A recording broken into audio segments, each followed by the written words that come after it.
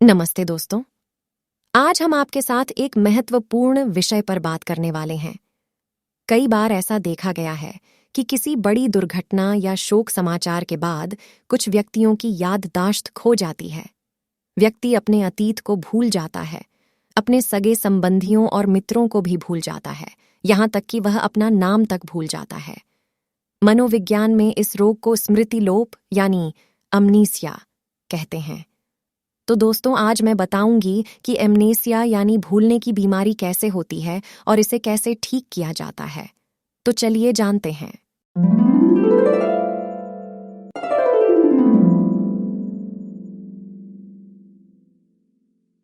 स्मृति लोप या याददाश्त का चला जाना कई कारणों से हो सकता है, जैसे मस्तिष्क में चोट लगना, मानसिक आघात या सदमा, मनोवैज्ञानिक प्रक्रियाएं, बहुत अधिक थकान, दवाओं का प्रभाव, वृद्धावस्था, शराब के दुष्प्रभाव आदि अनेक कारण हैं जिनसे याददाश्त कम हो सकती है या खो सकती है।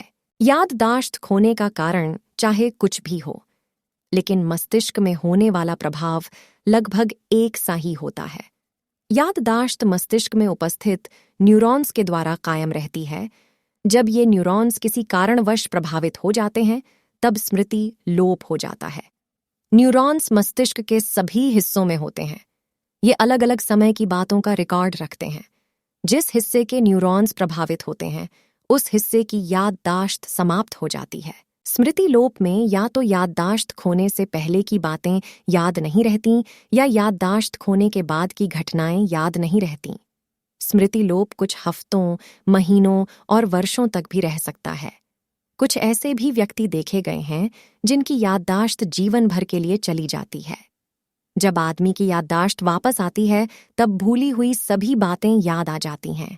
वास्तव में याददाश्त वापस आने का मतलब है कि प्रभावित न्यूरॉन्स ठीक हो गए हैं, लेकिन एक बात निश्चित है कि याददाश्त वापस आ जाने पर भी कुछ न कुछ प्रभाव मस्तिष्क पर अवश्य रह जाता है। याददाश्त का कम होना आमतौर पर वृद्धावस्था के कारण भी हो सकता है।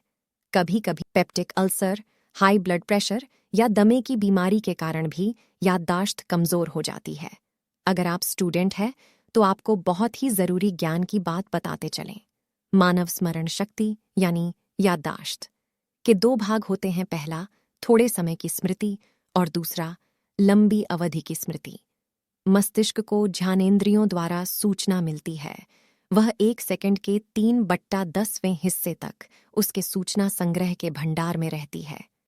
यदि इतने समय में उसे मस्तिष्क द्वारा चुनकर थोड़े समय की स्मृति के लिए रख लिया जाए, तब वह बनी रहती है, वरना फौरन भुला दी जाती है।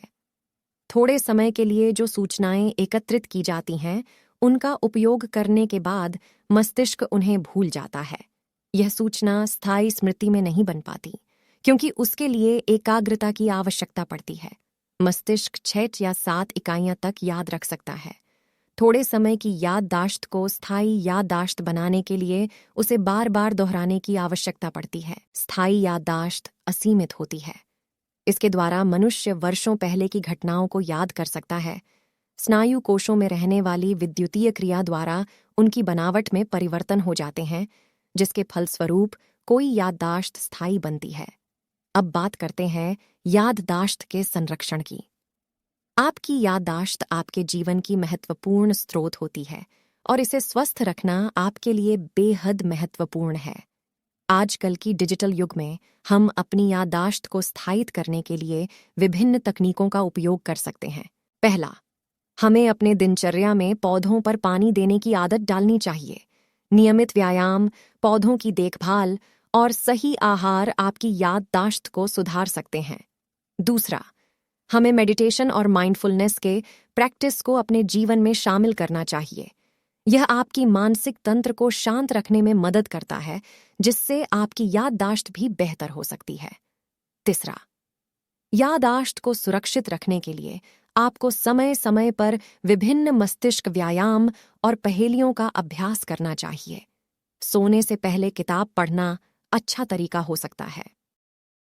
अंत में हम आपसे यह सलाह देना चाहेंगे कि आप अपने दिन को स्वस्थ तरीके से प्रबंधित करें, स्वस्थ खानपान अपनाएं और मानसिक स्वास्थ्य का ध्यान रखें।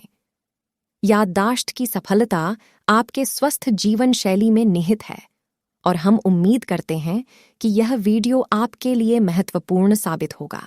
ऐसी जानकारी के और भी वीडियो देखना चाहते हैं तो आप वीडियो को लाइक और चैनल को सब्सक्राइब जरूर करें। मिलते हैं अगले वीडियो में, तब तक के लिए धन्यवाद।